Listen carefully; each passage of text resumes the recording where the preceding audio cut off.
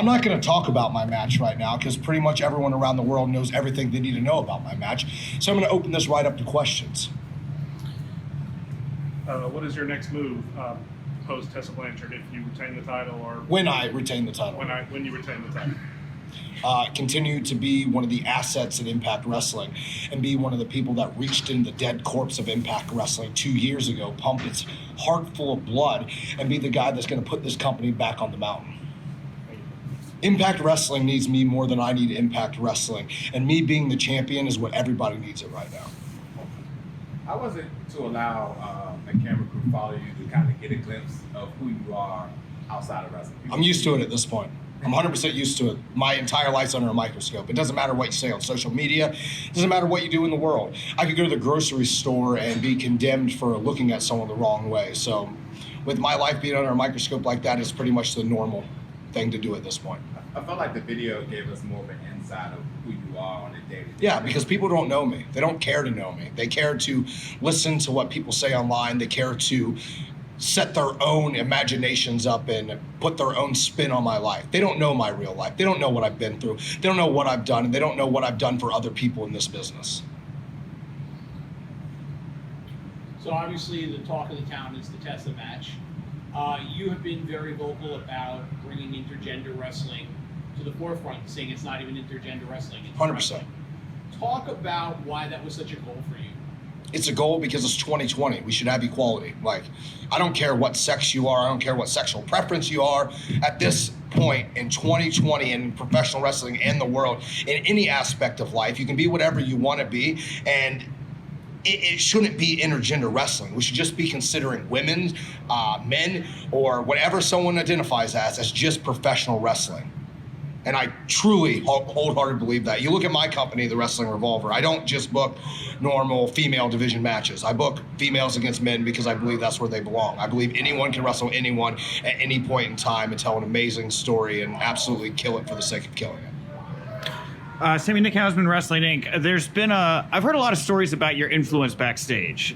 Do you consider yourself somebody in the office, and just what kind of influences do you have beyond? I don't see myself in the office at all. Okay. I see myself as one of the hardest working dudes in this roster, and a guy that, like it or not, I feel like I'm a locker room leader at this point in Impact Wrestling or anywhere else I go in wrestling, because I don't just look out for myself. Contrary to popular belief, I'm not a guy that politics for myself. I politic for other people. Right. Yeah. Because when people work hard, they deserve to be rewarded for it, and that's how I've spent my entire life thinking. And there's nothing anyone can tell me differently. What other matches on this card do you have a vested interest in? The whole card's awesome. Like, look at Madman Fulton versus Ken Shamrock, who's an absolute legend at this point. Fulton is a guy that somewhere else was looked down upon. Hell, in the video game, he was the lowest ranked person. And now, over the past 2 years, he's absolutely changed the entire conception of what Madman Fulton is. He's a guy that the sky's the limit. Dude's 6'8", 300 pounds. People don't even realize he's an All-American in amateur wrestling from college, and he's a freak athlete. He's one of the strongest dudes I've ever been in the ring with, and he's a guy that's hungry, and in the next year, he's going to be one of the top wrestlers on the entire planet. I truly believe that. Miranda Morales from thechairshot.com. In past interviews, you've talked about other wrestlers not failing at other companies, but those companies failing them. And in that same tone with Impact, how do you feel like Impact has provided an environment for you and other wrestlers to succeed? They took the handcuffs off. They give us the opportunity to go out there and actually paint the picture we want to paint that night. If we have ideas about our character, if we have ideas about whatever the show might be, we can actually truly have someone that we go to and actually talk to and get our visions processed. It's not like other companies when you get the runaround. You go to one person, it's like, oh, well, we got to talk to this person. Oh, we got to talk to this person. Oh, you got to talk to this person. And you've said the same story to 8 people at this point, and you've got nowhere. Impact Wrestling is the only company where our bosses are backstage at every show and they'll actually listen to us. They don't tell us what our character is. They don't tell us what we need to do. They give us the opportunity to be the people that we want to be, and that's why Impact Wrestling's striving right now. So, Melissa Fawcett's hi, firstly. Awesome. Secondarily, you bounce between Revolver, Impact, and you carry that burden pretty equally. How do you keep everything kind of intact for yourself personally? I don't. I'm a madman. My brain's a scatterbrain. You talk to Mike Johnson. I've talked to him on many occasions for the last 15 years of my life. I'm not a guy that just sits around and does nothing. My brain is a complete mess.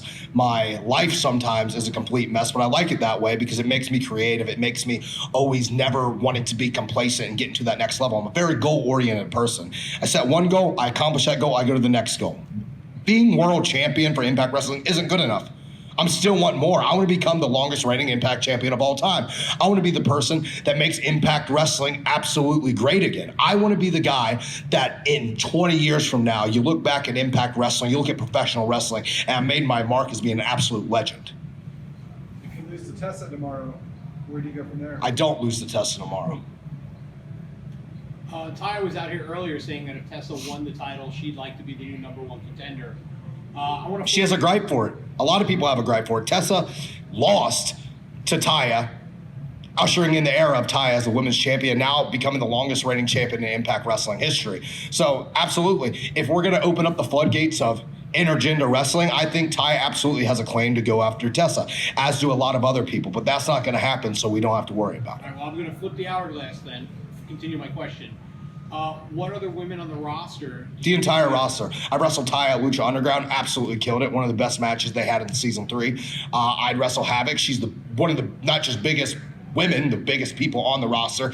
Absolute badass. Jordan Grace is bench pressing and squatting more than half the roster at this point. You look at the entire female roster, and Impact Wrestling truly has one of the best women's roster on the entire planet right now. Thank you. I talked earlier about, how I saw you as locker room leader, and I've heard the stories about how you've helped other people in their career. What do wrestlers do that grab you and make you want to become an advocate? Try. It's the hardest thing. Try. Not be complacent, not just be entitled and want everything right off the bat. Things take time. Like, being a good professional wrestler takes time, and you need people to stand up for you so you can get to that next level. I'm not a person that likes shooting people down. I'm not a person that likes stabbing people in the back. I'm not a person that likes to hold others down to save my spot. If someone's better than me, come take my spot. But right now, I'm on the top of the mountain, and I'm the guy that says who's the top dog, and I'm the top dog. Is there anything you want to say to the Impact Wrestling faithful before this match? Yeah, you wanted to hate on me after the Eddie Edward incident, even though it single-handedly changed Impact Wrestling, got people talking about it again. Then I went on to have Match of the Year, not only Impact Wrestling, but possibly Match of the Year with the entire wrestling community with Pentagon Jr. And now this year, it just keeps getting better. People always want to talk shit. People always want to hold me down. But at the end of the day, my name's always in people's mouths. I'm always being talked about. I reinvent myself every couple of years. And that's the reason why my career continues to grow and grow and grow and grow and get better. I saw your new Cactus Special boots online. Mick Foley responded to that. What's 100%. What's it like to get the eye of a guy like Mick? Absolute legend, absolute guy I look up to in this business, not just as a hardcore wrestler. He's one of the best professional wrestlers of all time. He had great runs in every company he ever did, and he made you truly believe. Him and Terry Funk are two of my favorite wrestlers of all time. But Mick Foley, that's why I use the pulling pile driver as my finish. He gave me that move. He physically gave me that move, and I want his legacy to live on. That's why I call it the Cactus Special. That's why I have these boots made. I want to give back to the guys that made me want to be a professional wrestler, and I think this is just a token of appreciation towards Mick Foley. Do you see yourself cut in the same cloth as Mick? Do you see yourself as maybe a modern-day version or an updated version of what he was doing? Mick was crazy. I'm pretty crazy too, but I see myself as a modern-day cut of a lot of different people mixed together. I'm a potpourri of wrestling. I'm a little bit of Mick Foley, a little bit of Terry Funk, a little bit of Fit Finlay, a little bit of every person that made me want to be a professional wrestler. I take a little bit from everyone that I idolize because that's how you become who you are. Not anyone can say in the world of professional wrestling they didn't use someone else as like an influencer or an exoskeleton of what they want to be like, and I'm no different. You mentioned Finlay. The matches you had with him in the documentary about made me who I am today. They came from the stiff. That kind of was a big turning point for you. Now that you've gained so much more experience and you're sort of in the position that he was in, how hard is it for you to look out there and find someone that you want to single out, help pull up the way that he I see them all the time. If you look at my Wrestling Revolver shows, I book people from all avenues. People that can be considered comedy, deathmatch, hardcore, lucha libre, catch as catch can, strong style. I see something that makes someone special, and I gravitate to them and want to help them out, especially if they work hard. I will go leaps and bounds above helping someone that actually works hard and does it the right way than someone that's just good and has a terrible attitude. Because wrestling wasn't easy for me. I had to bust my ass. I had to have people like actually help me get to where I am. So I want to do that for other people. Ace Austin gave you a bit of a shout out earlier as someone who really molded him. Dude lives in my spare room. Do you have any interest in maybe bringing him into OBE in the future? No, he's not originally from Ohio. That's a big criteria. I think you have to actually be from Ohio. He's from Pennsylvania. I mean, he moved there. He become part of the Ohio little cult that people like to say, but nah, he's not from Ohio. He can't be in. What does 2020 Sammy say to 2005 Sammy? Dude, you're a fucking badass. Look at this. Like, you were a guy, you've seen your parents die, you've seen your friends die, you've busted your ass, you've been damn near homeless, living on couches, eating green beans. Like, it's all worth it. Because at the end of the day, your hard work will go above and beyond what you expected your career will take you. And you did it the right way. You never stabbed anyone in the back. You never just talked shit for the sake of talking shit. You did it your way, and you did it the correct way, and you were successful because of it. Goals for after wrestling? I'll probably still work in wrestling. I have a minor film degree. If you talk to anyone that knows anything about me, I'm a very creative person. I am a content creator. I am a camera person. I am a graphics person. I will work somewhere in wrestling probably the rest of my life. Or I'll go sell BMWs and make millions of dollars, because I'm pretty sure I can sell ice to an Eskimo on this one. So you are a 2-time Match of the Year winner, 2-time Moment of the Year winner. How do you top that in 2020? Do it again.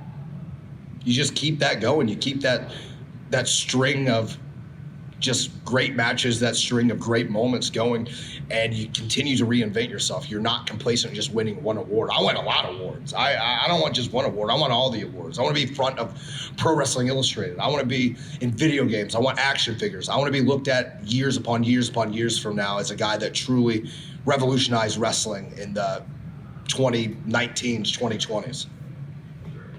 One more question. What does Sami Callihan say to Solomon Crowe? Quit being a bitch, dude. Quit and do you, because you is good at the end of the day, and it doesn't matter what anyone says. You don't need to walk on eggshells. You don't need to try to be someone that you're not. You need to be yourself, because you either succeed being yourself or you fail being someone else. Thank you, sir.